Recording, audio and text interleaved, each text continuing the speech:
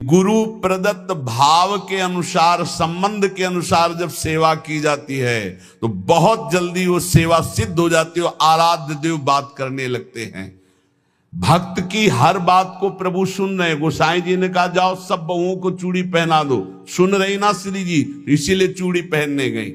हमारा भाव दृढ़ होना चाहिए, भाव में कमी नहीं होनी चाहिए। जैसा हम भाव गुरु प्रदत्त करेंगे वैसा ही इष्ट देव अनुभव कराएंगे।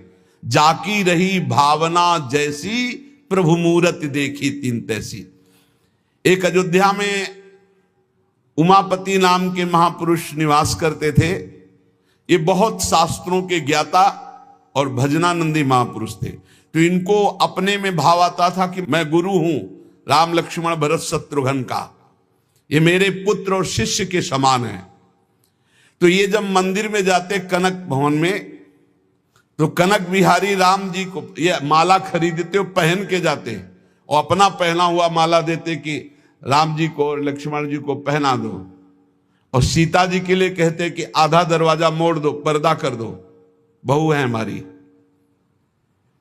ये रोज ऐसा करते। पुजारी वैसा ही कहते, जैसा ही कहते, क्योंकि महापुरुष थे उमापति जी। पर वैष्णव जन संत जनों को अच्छा नहीं लगा कि भगवान को अपनी पहनी माला पहनाते हैं। सब वैष्णव जन खिलाफ हो गए और कहा ऐसा नहीं हो सकता, भगवान केवल तुम्हारे नहीं कि तुम आकर अपनी प्रसादी माला भगवान को पहनाते हो। तो उन्होंने कहा यदि आप लोग ऐसा कहते हो तो हमारी बात सुन लीजिए।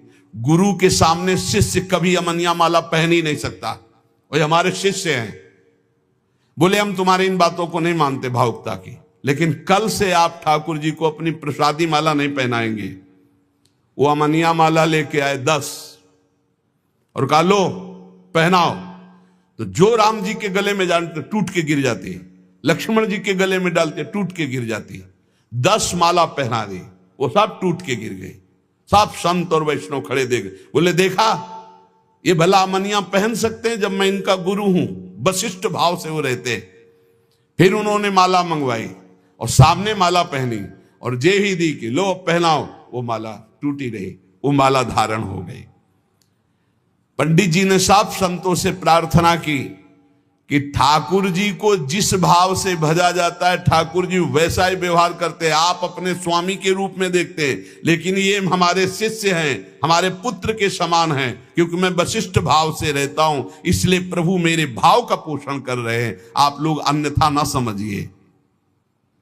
और जब ये मंदिर जाते तो पुजारी से कह देते कि जानकी जी की तरफ का दरवाजा थोड़ा सा जैसे बहु ओट में होती है ऐसे करो, कर देते।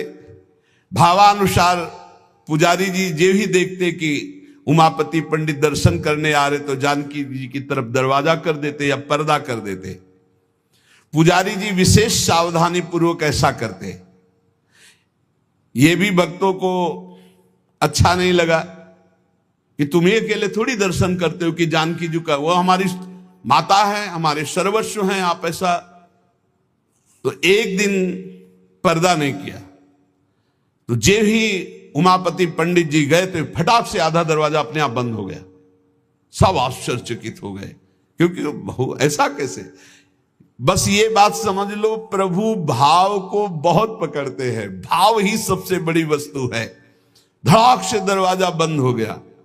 पंडित जी ने पुजारी जी से कहा आप कभी चूक मत करना, जानकी जी हमारी बहू हैं, हमारे शिष्य की है, इसलिए वो कभी हमारे सामने ऐसे नहीं, पर्दा करके।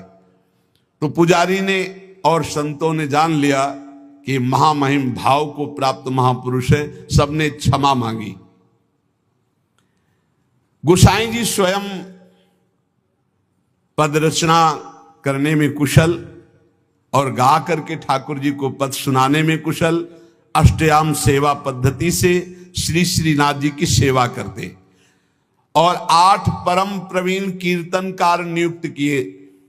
श्री सूरदास जी, श्री परमानंद दास जी, श्री कुंभन दास जी और श्री कृष्णदास जी, ये 4 महापुरुष श्रीमद वल्लभाचार्य जी महाप्रभु की कृपा पात्र थे। और श्री गोविंद दास जी, श्री चतुर्भुज दास जी, श्री छीत स्वामी जी और श्री नंद दास जी, ये 4 महापुरुष